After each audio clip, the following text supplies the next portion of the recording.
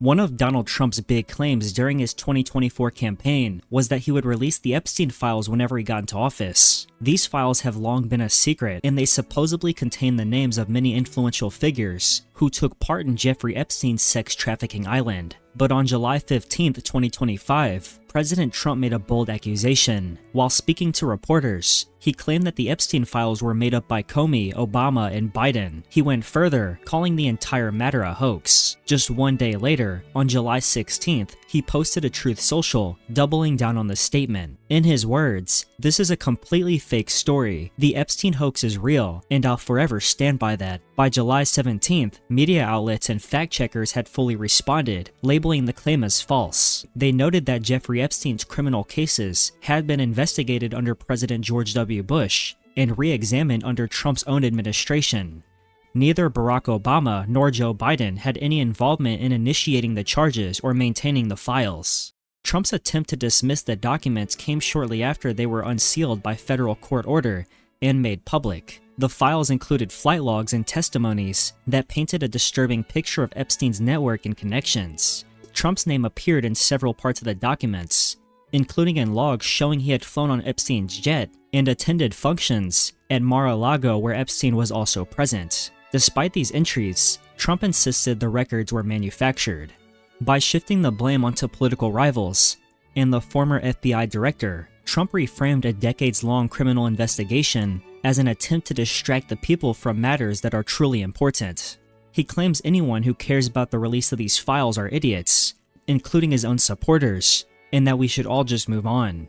These lies echoed his broader pattern of declaring any negative press as fake or corrupt, even when it came from within his own government. The facts, however, remain on record, and many suspect because of his behavior, he or others that are close to him might be a part of these files in a larger way, and he is doing a horrible job at trying to cover it up. After Donald Trump lost the 2020 presidential election to Joe Biden, he quickly pushed a claim that would change American politics for years. He said the election was stolen from him. According to Trump, massive voter fraud had taken place, especially in swing states like Georgia, Pennsylvania, and Arizona.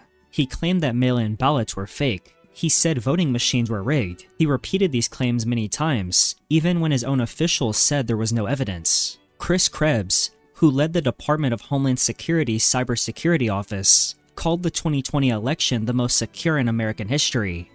After saying that, even former Attorney General Bill Barr, who was loyal to Trump, publicly said there was no widespread fraud. Dozens of judges also rejected Trump's lawsuits, saying they had no proof. Despite all of this, Trump kept repeating the lie. His words sparked a movement. Many of his supporters refused to believe Biden won. On January 6, 2021, this lie helped fuel a deadly attack on the US Capitol. People broke into the building, shouting that the election had been stolen. Even now, years later, Trump still says the 2020 election was unfair. This has damaged trust in many American elections. It has caused some voters to question the whole system, and many politicians who support Trump have echoed the same false claims. So, while Trump may say he wants to protect democracy, this lie has done the opposite. It shook the country's trust in elections and pushed people to believe something that was never true. In June 2019, journalist and advice columnist E. Jean Carroll made a serious accusation against Donald Trump. She said he forced himself onto her in a dressing room at Bergdorf Goodman, a department store in New York City during the mid-1990s. Trump responded by saying, "I've never met this person in my life." He also claimed that there was no evidence at all to support her story. That statement turned out to be false. A photograph taken in 1987 shows Trump standing next to E. Jean Carroll at an NBC party. Carroll said they spoke for about 5 or 6 minutes that day. Trump later said the photo was probably fake or created with artificial intelligence. However, experts confirmed the photo was real. Trump even admitted in court that he was the person in the image. In 2023, a jury found Trump civilly liable for sexually abusing and defaming Carroll. She was awarded $5 million in damages. In a second trial that followed, she was awarded an additional $83 million for further defamatory statements Trump made after the first verdict. These rulings came after careful legal examination and confirmed that Carroll's claims were credible under the law. Even after the rulings, Trump continued to deny ever meeting Carroll. He described her as mentally unstable and repeatedly called the lawsuit a witch hunt.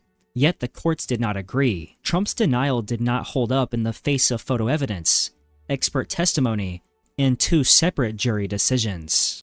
At the start of 2020, when COVID-19 began spreading in the United States, President Donald Trump told the public that everything was under control. On January 22nd, he said on CNBC, "We have it totally under control, it's going to be just fine." He later claimed in February that the virus would disappear with the warm weather in April, calling it a miracle that would just happen on its own. These early comments were misleading, especially as scientists and health experts were already warning about the seriousness of the virus. But Trump kept reporting false claims. On March 6, he said that anyone who wanted a COVID-19 test could get one, even though there was a major shortage across the country. He also compared COVID-19 to the flu, and said the World Health Organization's 3.4% death rate was false, even though that number was backed by global data at the time. Trump's statements continued to ignore the facts. On January 4th, he claimed that 99% of cases were totally harmless, despite hospitals being overwhelmed and the virus causing long-term health damage in many survivors. Then on July 19th, he said the United States had one of the lowest COVID-19 death rates in the world. In truth, America's death rate was among the highest, worse than many other developed countries. In September, audio recordings revealed that Trump knew how deadly the virus was as early as March. He admitted to journalist Bob Woodward that he was playing it down so people would not panic. That decision cost the nation critical time and clarity. By downplaying the danger, Trump delayed action, misled the public, and weakened trust in science. The result was confusion, widespread illness, and thousands of preventable deaths. For many years, Donald Trump has repeatedly questioned the existence and urgency of climate change. In 2012, he tweeted that the concept of global warming was created by and for the Chinese to make US manufacturing non-competitive. This was not a one-off comment. Throughout and in between his presidency, he continued to suggest that climate change is exaggerated or outright false. He often pointed to cold weather events as supposed proof against global warming. During a winter storm in 2019, he tweeted, "What the hell is going on with global warming? Please come back fast, we need you." These kinds of statements ignore the basic science of climate change, which explains that rising global temperatures can lead to more extreme and unpredictable weather patterns, not just heat waves. Trump's disbelief in climate science shaped major policy decisions. He pulled the United States out of the Paris Climate Agreement in 2017, arguing that the deal hurt American jobs. His administration also rolled back more than 100 environmental regulations, including limits on carbon emissions from power plants and cars. Scientific consensus strongly supports that climate change is real and driven by human activity. Agencies like NASA, the EPA,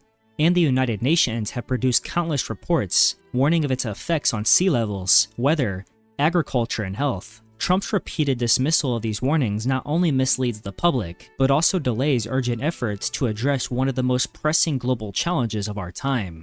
Donald Trump repeatedly claimed that when he became president again, there will be no more wars. In speeches and interviews, he often said things like, "I'm the first president in 72 years that did not have any wars, and I got us out of every war." The message is simple. Trump wanted people to believe that he kept the country at peace, and that further conflicts could be avoided under his leadership. However, this claim leaves out several key facts. While Trump did not officially declare a new war, the United States remained active in conflict zones throughout his presidency. American troops stayed in Afghanistan, Iraq, and Syria. At the time, he approved airstrikes and drone attacks in places like Yemen, Somalia, Libya, and Pakistan. Many of these decisions brought the US and Iran close to open conflict and sparked international concern. Additionally, wars did not end across the world during his term. According to the Stockholm International Peace Research Institute, there were still armed conflicts in over 50 countries by the time Trump left office. These included long-running wars in Syria, Yemen, and parts of Africa. Despite his message of peace, US forces continued to operate in those regions. During his time in office, at least 65 American service members died in hostile situations. Now in mid-2025, as Trump is halfway through his first year of being president again, his promises of peace are being questioned more heavily. Independent fact-checkers, defense analysts, and even some military officials pointed out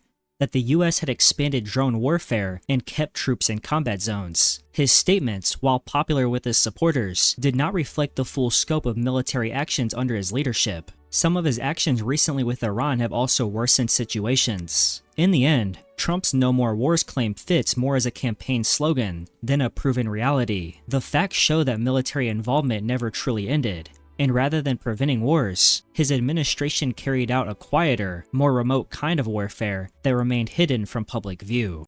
During his 2016 campaign, Donald Trump repeatedly promised that Mexico would cover the cost of building a border wall. He said Mexico is going to pay for it 100%, and kept repeating the claim even after becoming president. At first, he said Mexico would pay directly. Later, he shifted the story, saying they would pay indirectly through trade or taxes. However, no such payments ever came. In 2017, Mexican President Enrique Peña Nieto publicly declared that Mexico would not fund the wall. Trump still insisted they would, claiming the USMCA trade deal or a border tax would generate money, but fact-checkers and economists explained that any added cost from those methods would fall on American businesses and consumers, not on Mexico itself. Despite the promise, the wall was paid for by the United States. Congress approved some funding, and Trump even redirected money from military construction projects. None of this came from Mexico. In fact, fact-checking organizations like PolitiFact and factcheck.org confirmed that no money, whether direct or indirect, ever came from Mexico. In the end, the idea that Mexico would pay for the wall never became reality. It was one of Trump's most repeated promises, yet it remains one of his most obvious falsehoods. Throughout his presidency, Donald Trump has often said he built the greatest economy in the history of the world. He uses this line in campaign rallies, interviews, and social media to highlight what he sees as his strongest achievement. But when we break this down, the claim does not match the full economic record of his term. Before the COVID-19 pandemic, the economy under Trump did see strong growth in some areas. Unemployment reached a 50-year low, and the stock market saw major gains. However, most of this progress followed trends already in place. During the Obama administration, GDP growth under Trump averaged around 2.5% per year, which was significantly lower than Obama's final 3 years in office. In addition, wages were rising, but the growth rate was not unusually high. Another part of this claim is that Trump's 2017 tax cuts sparked an economic boom. While these cuts did provide a short-term lift, they also added trillions to the national debt. Economic inequality also widened, and corporate stock buybacks soared. When COVID-19 hit in 2020, the economy crashed. The unemployment rate rose to levels not seen since the Great Depression. Although Trump cannot be blamed for the pandemic itself, the crisis exposed deep weaknesses, including lack of preparation and poor response coordination. While Trump's economy had bright spots, experts agree it was far from the greatest in history. Strong economies have existed before, and many key metrics under Trump were either average or inherited. Donald Trump often says he started his business empire with what he calls a small loan of $1 million from his father, Fred Trump. He repeats this story to paint the image of a self-made billionaire. However, detailed investigations show that this claim is misleading. In truth, Trump received far more than $1 million. According to New York Times, he benefited from over $413 million from his father's real estate empire. This included loans, salaries, trust fund payments, and inheritance. By the mid-1970s, Fred Trump had already given him over $14 million, and during the 1980s, he received at least $60 million more in various loans and financial backing. Many of these loans were never fully repaid. Public records show that Trump borrowed $7.5 million through a high-interest loan and later gained over $9 million using inheritance. These weren't isolated gifts.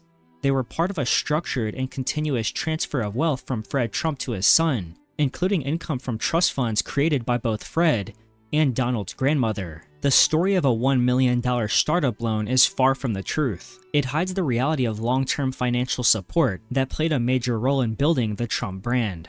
Donald Trump frequently claims that millions of criminal immigrants were entering the United States under Biden's administration, bringing violence and chaos. He asserts that the border is being overrun by people with criminal records, and that communities are unsafe because of them. In reality, federal arrest records show only a small fraction of migrants apprehended at the border have criminal convictions. For example, Thousands have been arrested with criminal histories, but compared to the total number of migrants, often in the hundreds of thousands per year, the numbers do not support the idea of a mass influx of criminals. Independent analysts and criminal justice research centers consistently find that immigrants, including undocumented ones, are less likely to commit crimes than native-born citizens. Cities with large immigrant populations, such as New York and Los Angeles, have seen crime rates remain flat or even decline during periods of high migration. Sources like reputable university centers and immigration research institutions confirmed that linking immigration to rising crime is misleading.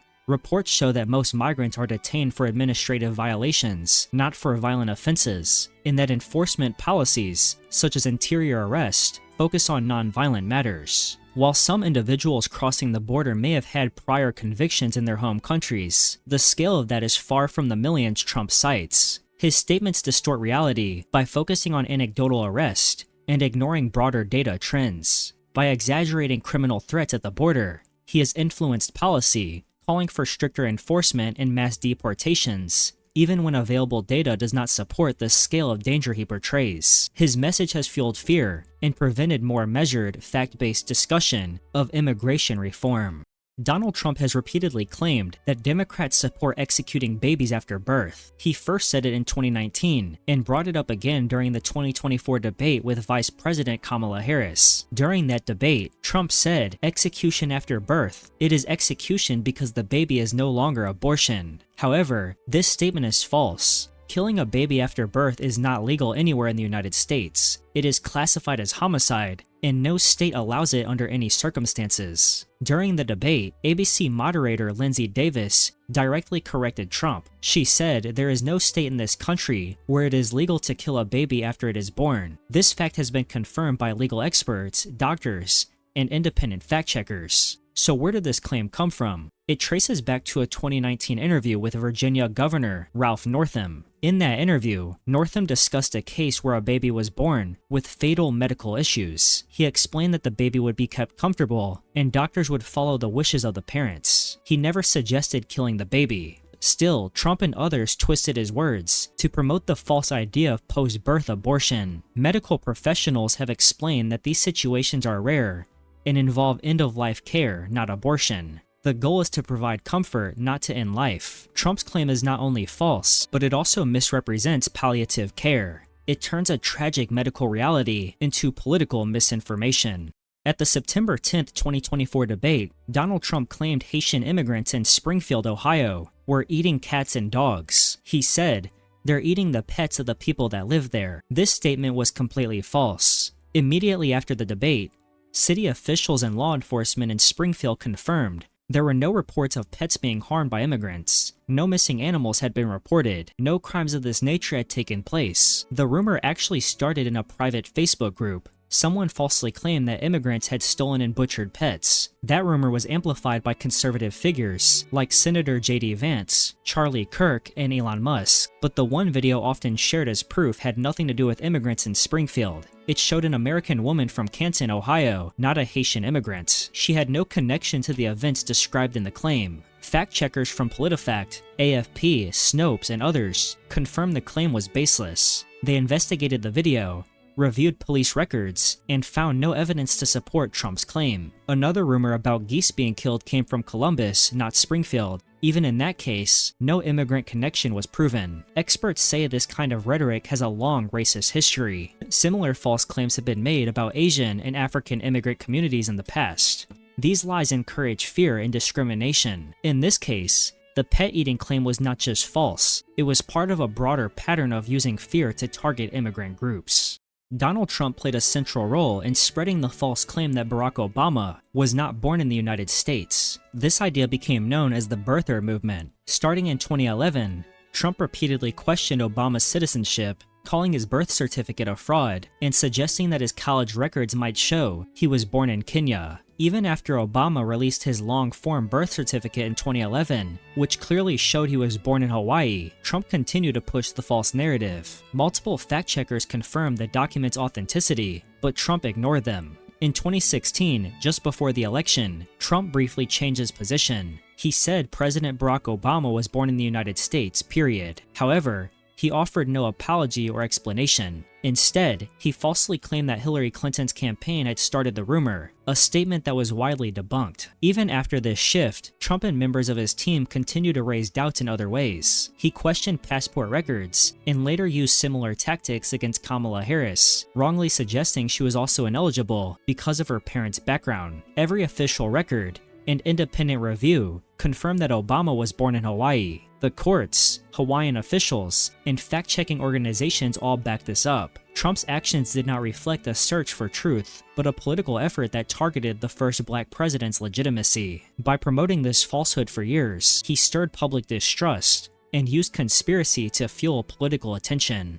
Donald Trump often claimed that the United States had the most secure border in history during his first term as president. He repeatedly pointed to his administration's construction of the border wall and argued that his immigration policies successfully stopped illegal crossings. However, this statement overlooks important facts and paints an incomplete picture of what actually happened. It is true that hundreds of miles of border barrier were constructed during his time in office. According to U.S. Customs and Border Protection, around 458 miles of fencing were built by the end of his term, but only about 52 of those miles were newly constructed in places where no barriers existed before. The rest involved replacing older fencing with newer versions. In other words, the overall stretch of physical border coverage did not increase as dramatically as Trump claimed. Some people point to the low number of illegal border crossings in 2017, which was around 304,000, as proof that Trump's policies worked. This figure was the lowest since 1971, but that drop did not last. By 2019, illegal crossings had surged again to more than 850,000. In 2020, Trump's final full year in office, apprehensions at the southern border were higher than any year under President Obama. This shows that the gains were temporary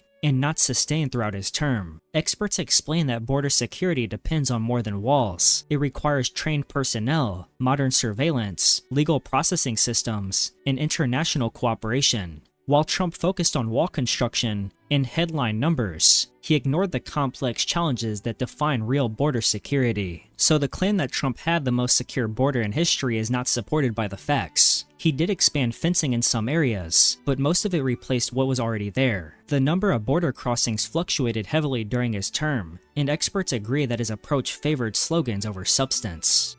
In April 2019, Donald Trump told a crowd at a National Republican Congressional Committee dinner that wind turbines cause cancer. His exact words were, "They say the noise causes cancer." This claim spread quickly, especially because Trump had made negative comments about wind energy before, but there is no scientific evidence that supports his statement. Health experts quickly dismissed the claim. The American Cancer Society responded by saying they were unaware of any credible evidence linking wind turbine noise to cancer. Multiple studies have looked into the health effects of turbines and found that while the sound might disturb sleep or cause irritation in rare cases, it does not lead to cancer. A 2019 poll by Yale and George Mason University further disproved the claim. It was conducted in Iowa, one of the largest producers of wind energy in the United States. The results showed that 84% of Iowans did not believe the claim. Only 1% thought that turbine noise causes cancer. This suggests that people who live around windmills understand that the health risk Trump mentioned is not real. News outlets and fact-checkers also reviewed Trump's claim. All of them labeled it as false and unsupported by research.